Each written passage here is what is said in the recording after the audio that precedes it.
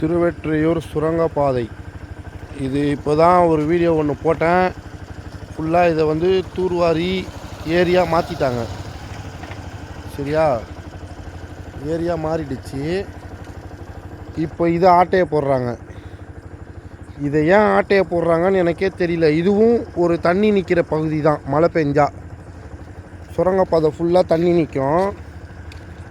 இது பாருங்கள், இது மழை நீர் வடிகால்வாயா இல்லை வேறு எதுவுமா எதுனே தெரில.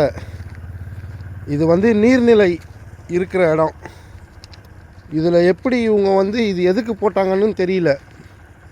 கழிவு நீர் சுத்திகரிப்பா எதுனே தெரில. கிராஸாக இருக்குது, தெரியுதா? கிட்டத்தட்ட ஒரு 4-5 அடி உள்ளே இறங்கிடுச்சு. ஃபஸ்ட்டு நாள் கொஞ்சம் இறங்குச்சு, இப்போது ஃபுல்லாகவே இறங்கிடுச்சு. தூக்கிறதுக்கு ட்ரை பண்ணாங்க, தூக்க முடியல. இது வந்து நீர்நிலை இருக்கிற இடம். ஏன் இவங்க ஆக்கிரமிப்பு பண்ணுறாங்க? இது வந்து ஜனங்க ட்ராக் மேலே ஏறி போவாங்க. பாலத்துக்கு கீழே வந்து வண்டி போகுது வருதுன்னு. இது ஓரம் பாருங்கள்.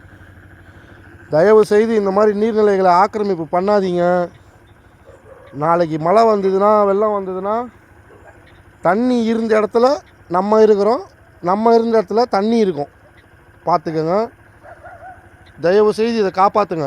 இதை இங்கேருந்து அப்புறப்படுத்திட்டு இதை தூர்வாரி, அதை எப்படி தூர்வாரி சுற்றி மடுவு கட்டி வச்சுருக்காங்களோ அதே மாதிரி இதையும் இருக்கிறத குப்பை தூசியெல்லாம் அள்ளி தூர்வாரி இதையும் ஒரு நீர்நிலையாக காப்பாற்றணும்னு தாழ்மையாக கேட்கிறேன்.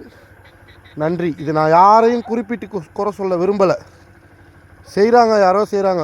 யார் செய்கிறாங்க, எதுக்கு செய்கிறாங்கன்னு தெரில. இது ஏன், இது என்ன யூஸ், இது என்ன பயன்பாடுன்னு யாருக்கும் தெரியல. நீர்நிலை, அதாவது நீர் சேமிப்பு இடம் மாதிரின்னு தெரியல.